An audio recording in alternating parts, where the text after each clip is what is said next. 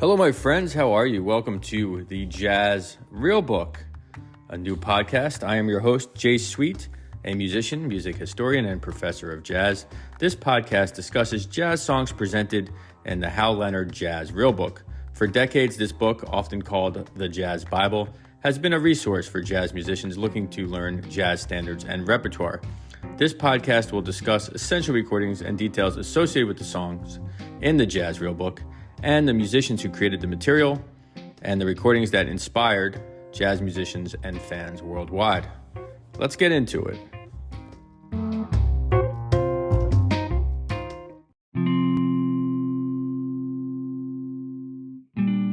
I should also briefly mention the history of the Jazz Real Book itself, because it has its own unique history. So the Jazz Real Book started as an illegal book.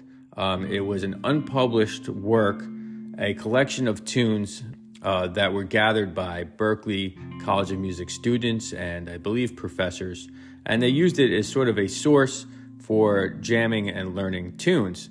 Now, in order to get that illegal copy of the book, I remember as a Berklee student, you'd have to go into a music store and sort of like hint that you wanted the book, and the store clerk would go underneath the counter and pull out this book, and you would pay for it and you'd be on your way. But it was like this kind of secret society surrounding this Jazz Real Book. Then eventually Hal Leonard published a version of the book. Now the tunes from the illegal copy and the legal copy are often very different. They are very different, but there's some songs, about, I'd say 2/3 of the songs are Same, but different, but still same. So because it's more accessible, we're going to discuss the songs in the Hal Leonard version, a legal real book, at least to start this podcast.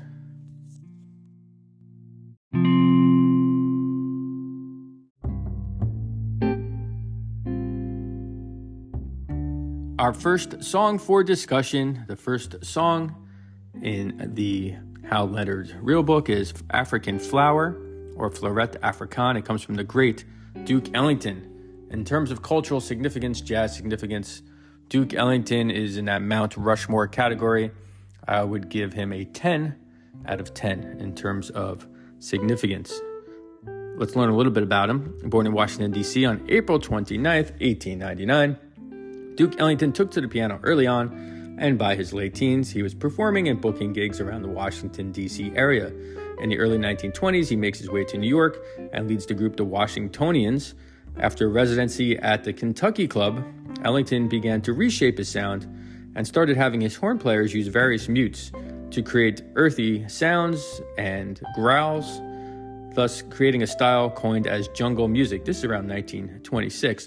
In 1927, Ellington was hired as the musical director for the celebrated Cotton Club in Harlem.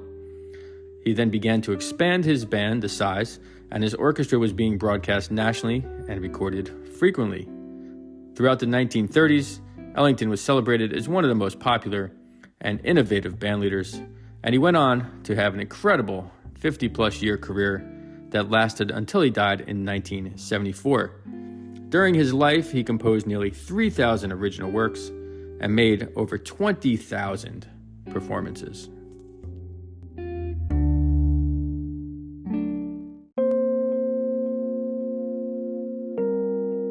Since Duke Ellington is so important to the history of jazz, I wanted to explain what made him so special.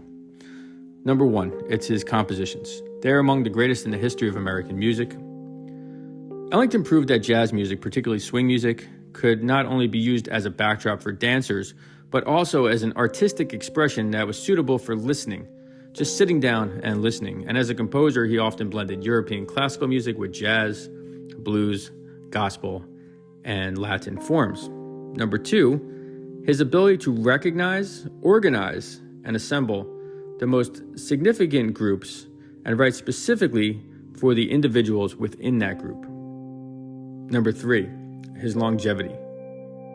Duke Ellington outlasted most big band leaders, while also providing some great small group recordings as well.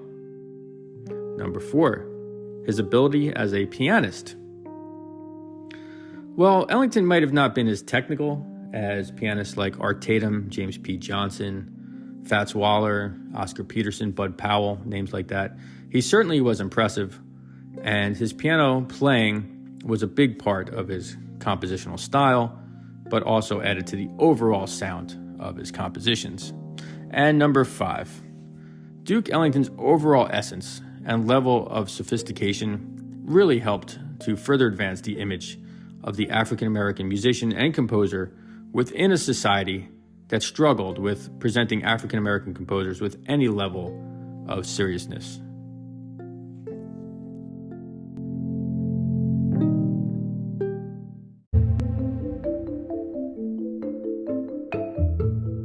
So let's talk about the song African Flower.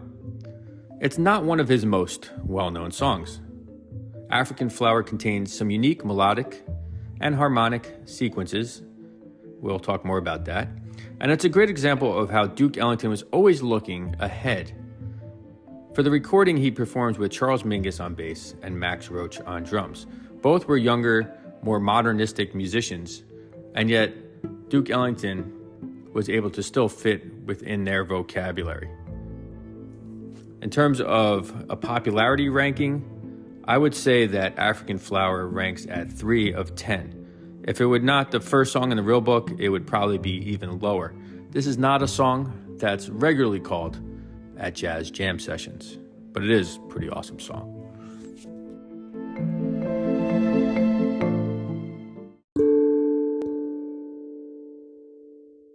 So the most celebrated recording of African Flower was the original. This one comes from 1963, and the album is Money Jungle by Duke Ellington with Charles Mingus and Max Roach for United Artists. The recording is brilliant, and Charles Mingus plays the bass in a way that does not consist of the style of more foundational bass playing that Duke Ellington preferred. Still, Mingus's active and creative lines, played against Ellington's more subdued style on this one, creates a great dynamic.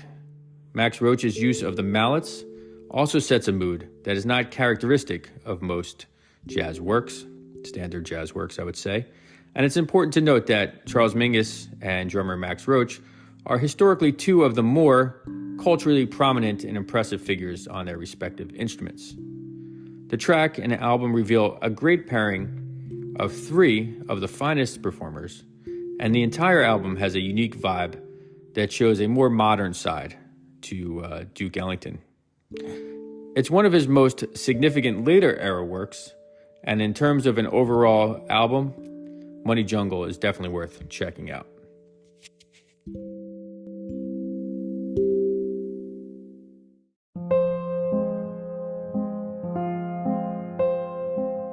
All right, I call this segment For the Jazz Nerd, but of course it's for the jazz student or the jazz fan.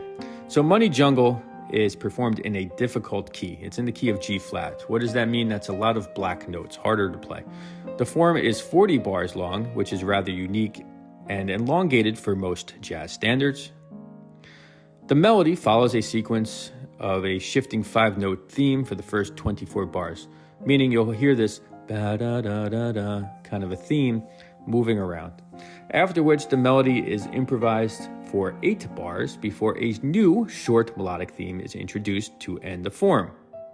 The harmony, that's the chords, are somewhat ambiguous and includes a series of minor 7th and minor 7th flat 5 chords. What does that mean? Those are darker sounding chords. The first major chord, or happier sounding chord if you will, does not even happen until measure 25. In terms of a difficulty rating, I would give this tune a 6 out of 10.